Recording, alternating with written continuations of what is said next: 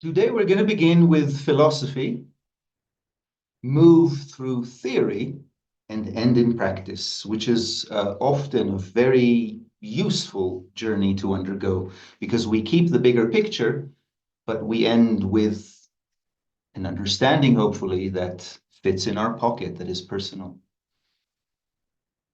But we're going to begin with the very big scale of creation as portrayed both in the book of Genesis and also in parallel according to the fourth way.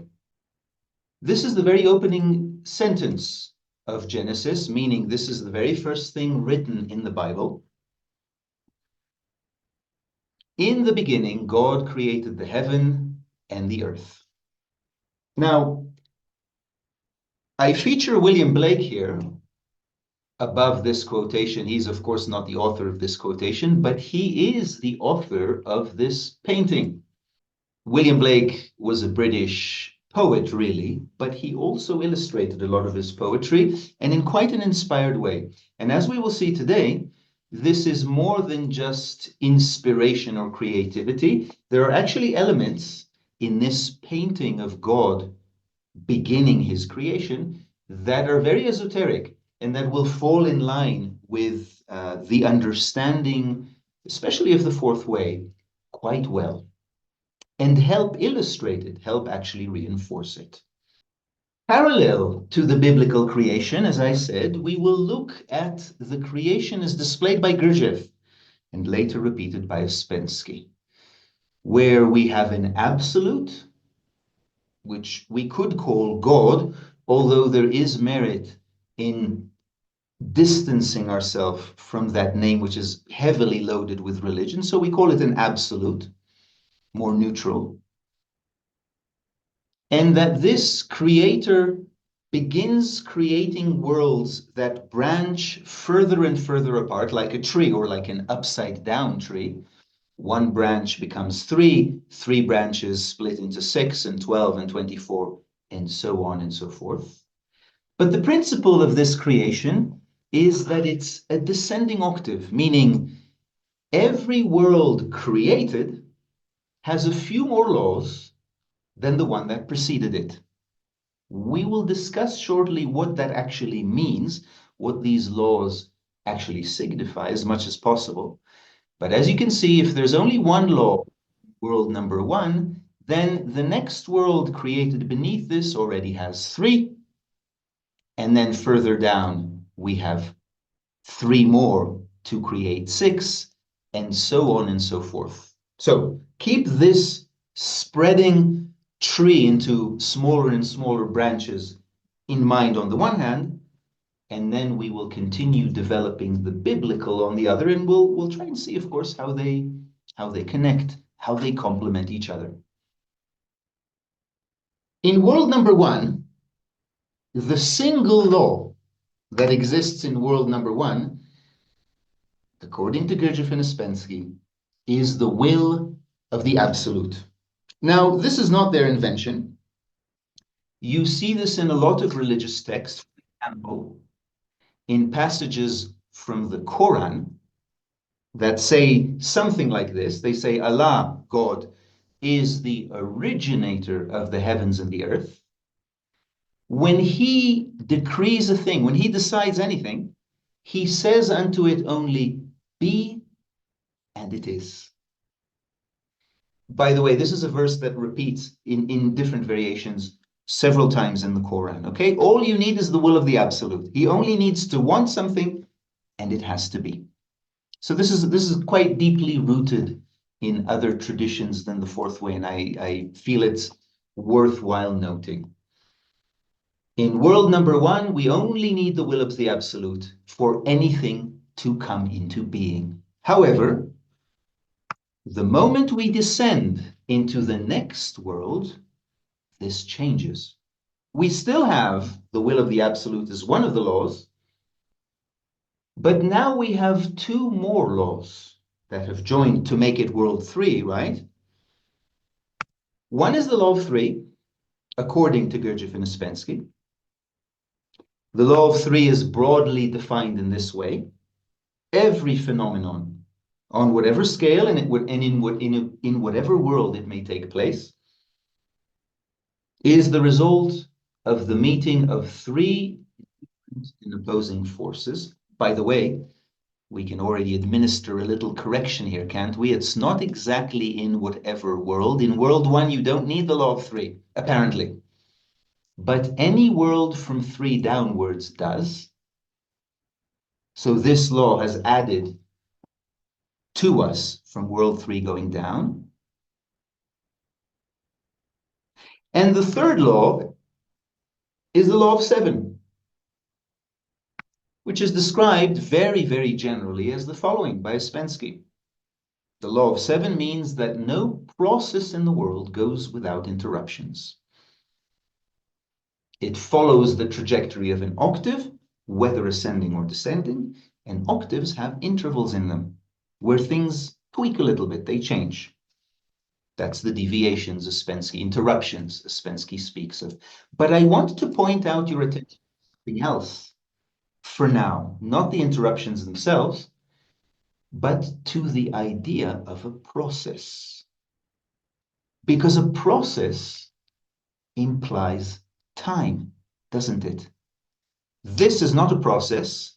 A process means I begin here and go through something and end here. And so we've stretched, you see, we've introduced the element of time inadvertently, whether we want it or not, by saying the word process, by implying that things now go according to processes.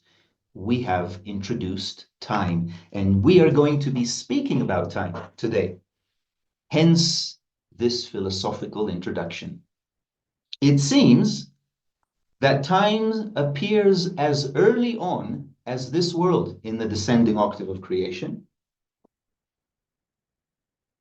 But that said, it manifests very, very differently in each of these worlds. And of course, they continue declining, don't they?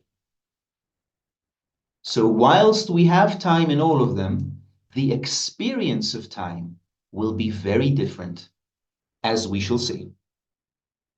So it is also implied, and you see this, by the way, in William Blake's painting, that the moment God created the universe, and look at he's holding a compass, isn't he?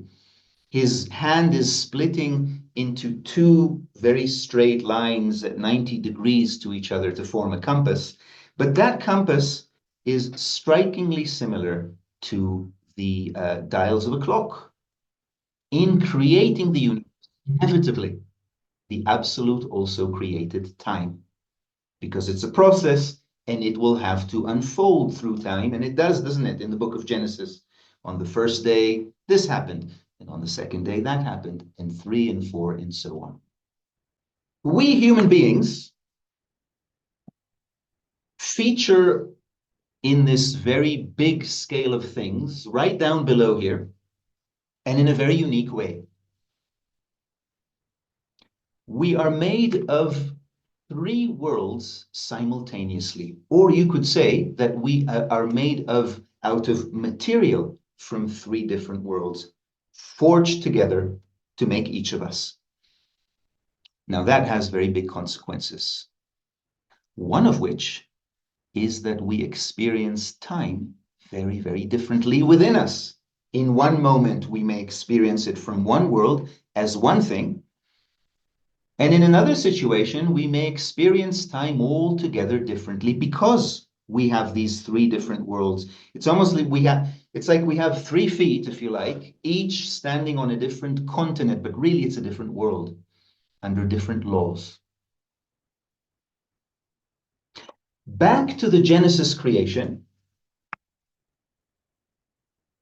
God first gathers earth or clay to create the form of Adam. This would be world 48, the earth, yes. Clay, land, dust. And then he animates it by breathing into it the breath of life, altogether different matter, different material. So man becomes a living being Out of him comes Eve. They become male and female. And soon enough, as you know, they cover themselves.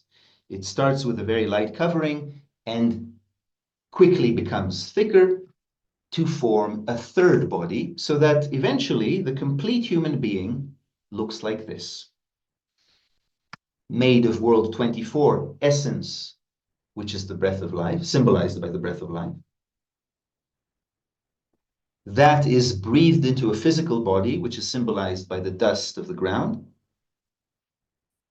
And soon enough, we coat ourselves with a personality, which is symbolized by that covering, that growing covering. And so we are three-part.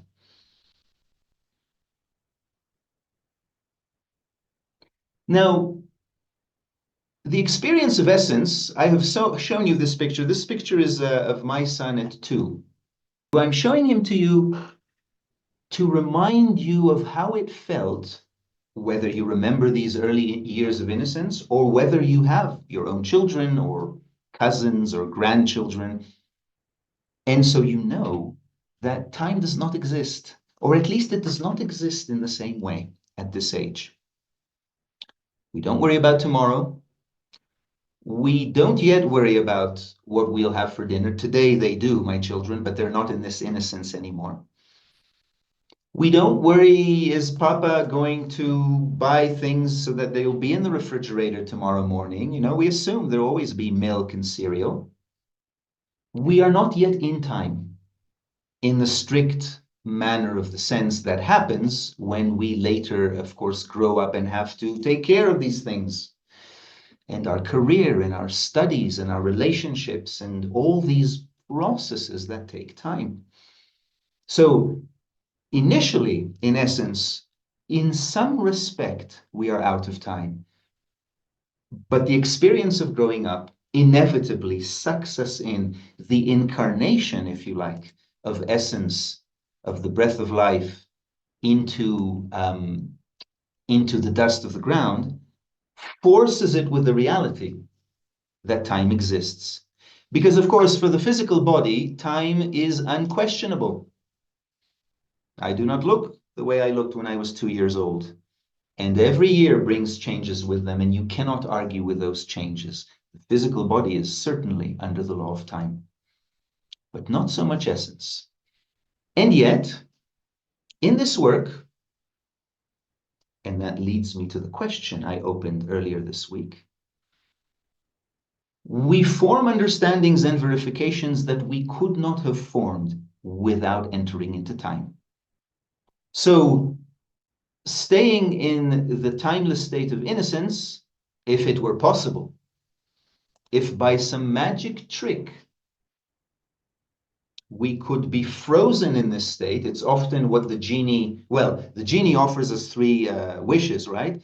Often it is tempting to ask for this kind of immortality, and very quickly it is made clear that that was actually not the right choice. You don't want immortality of that kind. You don't want to get frozen in essence. You want essence to be able to mature and understand and develop. Development is a process, and processes take time. So in preparation for today, I opened the following question to all of you. I asked you to review your work, your inner work, and formulate some understanding that has clearly been the fruit of your efforts over time, something that took time, that thanks to time, you now have.